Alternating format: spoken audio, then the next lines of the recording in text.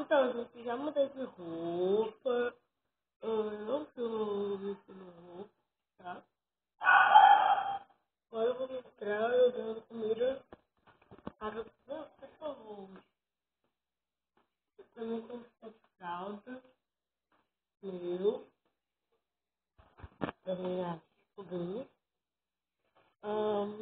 Maravilha. Tem que ver se não tiver da comida pra ele, né?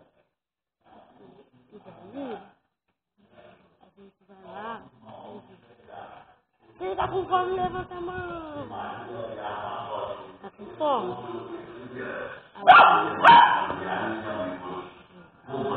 O doloroso dever de comunicar para os chineses a senhora, mais conhecida como Dona Dica, e convidam para o seu sepultamento hoje, às 11 horas da manhã, no cemitério do seu Leopoldo, no bairro Trabalho.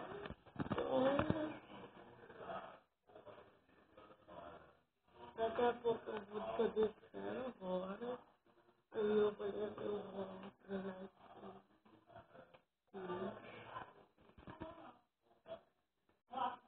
aqui.